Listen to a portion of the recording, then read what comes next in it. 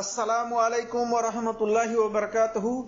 الحمد للہ رب العالمین والصلاة والسلام علی اشرف الانبیاء والمرسلین نبینا محمد وعلی آلہ وصحبہ اجمعین، اما بعد، اعوذ باللہ من الشیطان الرجیم، بسم اللہ الرحمن الرحیم۔ قال اللہ تبارک وتعالی فی قرآن المجید: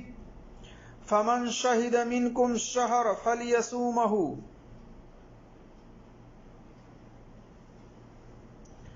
رب اشرح لي صدري ويسر لي امري واحلل عقدة من لساني يفقهوا قولي رب زدني علما۔ میرے عزیز دوستوں اور بھائیوں اور میری اسلامی خواتین و حضرات، اللہ تبارک و تعالیٰ کی توفیق سے میں جس ٹاپک پر، جس موضوع پر مختصر طور پر بات کرنے کی کوشش کر رہا ہوں، وہ ٹاپک و موضوع ہے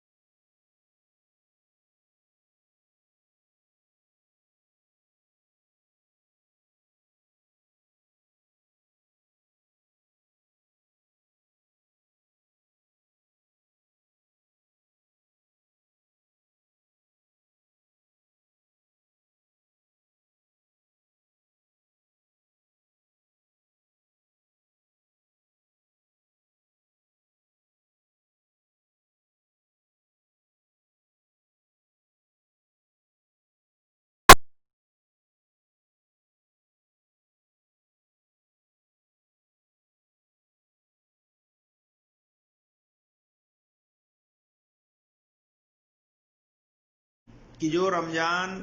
کے مہینے میں موجود ہو اسے چاہیے کہ وہ پورے روزے رکھے۔ اسی طرح سے رسول اللہ صلی اللہ علیہ وسلم نے فرمایا ہے حدیث کے اندر، اور اس قرآن کی آیت سے آپ ذرا غور و فکر کریں، دیکھیں کہ اس میں اللہ تعالیٰ نے کیا حکم دیا ہے۔ جو کوئی تم میں سے اس مہینے میں موجود ہو، یعنی اگر رمضان کا مہینہ ہے تو رمضان کے مہینے میں جو جہاں موجود ہو اس کے اوپر فرض ہے، صحت مند تندرست ہونے کے باوجود اس کے اوپر فرض ہے کہ وہ اس مہینے کا پابندی کے ساتھ روزہ رکھے، جو جہاں پر موجود ہے۔ غور و فکر کر کے آپ یہ کہہ سکتے ہیں۔ اسی طرح سے نبی صلی اللہ علیہ وسلم کی حدیث ہے، جیسا کہ صحیح بخاری کے اندر حدیث نمبر 1909 پر ہے۔ فرمایا آپ صلی اللہ علیہ وسلم نے، تم چاند دیکھ کر ہی روزہ رکھو، یعنی رمضان کا آغاز کرو، اور چاند دیکھ کر ہی روزہ افطار کرو، یعنی روزہ رکھنا ترک کر دو، چھوڑ دو اور عید کرو۔ اور اگر تم بادل دیکھو، یعنی گرد و غبار ہو یا بادل ہو آسمان پر، چاند نظر نہ آئے، آخری دن میں 29 کو چاند اگر نظر نہ آئے، اس کی وجہ سے، گرد و غبار کی وجہ سے، بادل آنے کی وجہ سے، تو پھر کیا کرو؟ شعبان کے 30 دنوں کی گنتی پوری کرو۔ یعنی شعبان کے مہینے کے تعلق سے آپ صلی اللہ علیہ وسلم نے فرمایا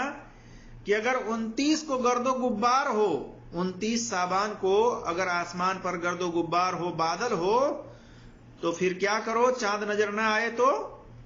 30 دنوں کی گنتی پوری کر لو۔ تو یہ ہر اس جگہ کے لیے ہے جہاں پر آدمی رہتا ہے، جس ملک میں رہتا ہے، جس علاقے میں رہتا ہے، ہر اس جگہ کے لیے ہے کہ وہ وہاں پر چاند دیکھے۔ تو اس حدیث سے یہ پتا چلا کہ اگر 29 شعبان کے دن چاند نظر نہیں آیا کسی وجہ سے، تو 30 گنتی کے دن پورے کرنے ہیں، 30 روزے پورے کرنے ہیں مہینے کے، یعنی شعبان کے یہ 30 دن پورے کرنے ہیں کہ شعبان کا مہینہ 30 کا ہوا ہے۔ لہذا اب آگے چل کے روزہ رکھنا ہے۔ اور اسی طرح سے ایک بات یہ بھی جان لیجئے کہ ایک ملک میں اگر آدمی نے چاند دیکھا ہے اور دیکھ کر کے وہ دوسرے ملک میں گیا اور وہاں پر جا کر کے کہا کہ فلاں ملک کے اندر ہم نے چاند دیکھا ہے، لوگوں نے بھی دیکھا ہے اور وہاں روزہ رکھے تھے، اور جہاں پر وہ گیا ہے اس ملک کو چھوڑ کر کے دوسرے ملک والے وہ بعد میں روزہ رکھے ہیں، اور وہ کہتا ہے کہ وہاں پر ہم نے دیکھا ہے، وہاں والے روزہ رکھے ہیں، لہذا وہاں کے حساب سے آپ کو رکھنا چاہیے، تو یہ بھی صحیح نہیں ہے۔ جیسا کہ ایک صحابہ کے دور میں ایک واقعہ پیش آیا کہ ایک تابعی تھے، وہ تابعی کسی کام سے ملک شام گئے اور اپنے کام کو ختم کر کے رمضان کے آخری دنوں میں واپس مدینہ آ گئے، اور پھر ان کی ملاقات عبداللہ ابن عباس رضی اللہ تعالیٰ عنہ سے ہوئی۔ عبداللہ ابن عباس رضی اللہ تعالیٰ عنہ نے پوچھا کہ تم نے وہاں چاند کب دیکھا تھا؟ تو تابعی کہتے ہیں کہ میں نے بتلایا کہ جمعے کی رات کو۔ انہوں نے پوچھا تم نے خود دیکھا تھا؟ تو تابعی کہتے ہیں کہ ہاں میں نے دیکھا تھا، اور دوسرے لوگوں نے بھی دیکھا تھا، اور اس کے مطابق ہی لوگوں نے اور معاویہ رضی اللہ تعالیٰ عنہ نے روزے رکھے تھے۔ عبداللہ ابن عباس رضی اللہ تعالیٰ عنہ نے کہا لیکن ہم نے تو یہاں یعنی مدینہ میں ہفتے کی رات کو چاند دیکھا تھا، چنانچہ ہم تو پورے 30 روزے رکھیں گے، یا پھر 29 رمضان کو ہم چاند دیکھ لیں۔ تو میں نے کہا کہ کیا آپ کے لیے معاویہ رضی اللہ تعالیٰ عنہ کی رؤیت یعنی چاند کا دیکھنا اور ان کا روزہ رکھنا کافی نہیں ہے؟ تو عبداللہ ابن عباس رضی اللہ تعالیٰ عنہ نے کہا کہ نہیں، کیونکہ ہمیں رسول اللہ صلی اللہ علیہ وسلم نے اسی طرح ہی حکم دیا ہے۔ دیکھیے صحیح مسلم کے اندر حدیث نمبر 2528 ہے، 1087 ہے، سنن نسائی میں حدیث نمبر 2113 ہے، سنن ابی داؤد میں حدیث نمبر 2332 ہے۔ اس حدیث سے بھی پتہ چلا کہ آپ صلی اللہ علیہ وسلم نے یہ حکم دیا تھا کہ چاند دیکھ کر روزہ شروع کرو اور چاند دیکھ کر روزہ کو ترک کرو۔ تو یہ اپنے اپنے علاقے کے چاند پر اعتبار کیا جائے گا اور اپنے اپنے علاقے کے حساب سے روزہ رکھا جائے گا، چاہے وہ رمضان کا روزہ رکھنا ہو، چاہے شوال کا روزہ رکھنا ہو، چاہے عاشورہ کا روزہ رکھنا ہو، چاہے یوم عرفہ کا روزہ رکھنا ہو، یا شعبان کے اندر کثرت کے ساتھ روزہ رکھنے کی بات ہو۔ کیونکہ کچھ روزے ایسے ہیں نفلی جو دنوں کے اعتبار سے مخصوص کیے گئے ہیں، تاریخ کے اعتبار سے نہیں، جیسے جمعرات کے دن اور سوموار کے دن آپ صلی اللہ علیہ وسلم ہمیشہ روزہ رکھا کرتے تھے، تو اس میں تاریخ کو خاص نہیں کیا گیا ہے بلکہ دنوں کو خاص کیا گیا ہے۔ اسی طرح سے کچھ روزے ایسے ہیں جن میں تاریخ کو خاص کیا گیا ہے، جیسے 10ویں محرم ہے، 10ویں تاریخ کو خاص کیا گیا ہے، اس میں دن کی کوئی قید نہیں ہے۔ اور آپ صلی اللہ علیہ وسلم نے جب سنا کہ یہودی بھی روزہ رکھتے ہیں 10ویں محرم کا، تو آپ صلی اللہ علیہ وسلم نے کہا کہ آئندہ اگر میں آئندہ سال زندہ رہا تو 9ویں کا رکھوں گا۔ آپ کی خواہش تھی کہ ان کی مخالفت بھی ہو جائے یہودیوں کی۔ تو اسی طرح سے یوم عرفہ کا جو تعلق ہے وہ بھی چاند کے حساب سے ہے کہ ذی الحجہ کا مہینہ جب شروع ہو جائے تو جو جہاں پر رہ رہا ہے جس ملک کے اندر، وہاں کے چاند پر اعتبار کر کے وہاں کے حساب سے یوم عرفہ کا روزہ رکھے گا، کیونکہ اس کے لیے وہاں کے چاند کے حساب سے جب یوم عرفہ ہوگا اس یوم عرفہ کے دن روزہ رکھے گا۔ وہ سعودی عرب کے حساب سے نہیں، سعودی عرب میں دن تاریخ کچھ بھی ہو اس کا اعتبار نہیں کیا جائے گا، بلکہ اپنے اپنے ملکوں کے چاند کے اوپر اعتبار کر کے وہاں کے حساب سے جب یوم عرفہ ہوگا تو اس دن جو ہے روزہ رکھا جائے گا۔ کیونکہ عبداللہ ابن عباس رضی اللہ تعالیٰ عنہ ملک شام کے چاند کا اعتبار نہیں کیا، مدینہ میں تھے یہ، لیکن ملک شام کے چاند کا اعتبار نہیں کیا، ان کو بتایا بھی گیا، تابعی جو ہیں بتا رہے ہیں کہ ہم نے دیکھا، لوگوں نے بھی دیکھا، پھر بھی یہ کیا کہتے ہیں کہ ہمیں وہ کافی نہیں ہے، ہم تو رسول اللہ صلی اللہ علیہ وسلم کے حکم کے پابند ہیں، رسول اللہ صلی اللہ علیہ وسلم نے جو ہمیں حکم دیا ہے ہم اسی حساب سے رکھیں گے۔ تو مدینہ میں انہوں نے مدینہ کے حساب سے، مدینہ کے چاند کے حساب سے روزہ رکھا۔ تو یہ دلیل ہے اس بات کی کہ جو جس ملک میں رہ رہا ہے اس ملک کے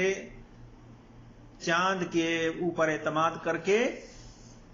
اس دن یا تاریخ کے حساب سے روزہ رکھے گا۔ تو میرے عزیز دوستوں اور بھائیوں اور میری اسلامی خواتین و حضرات، اختلاف کرنے والے اختلاف کرتے ہیں، لیکن قرآن اور صحابہ کے اس آثار سے یہی بات صحیح ہے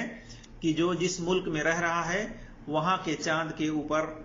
اعتماد کر کے اس چاند کے اعتبار سے وہیں پر وہ روزہ رکھے گا،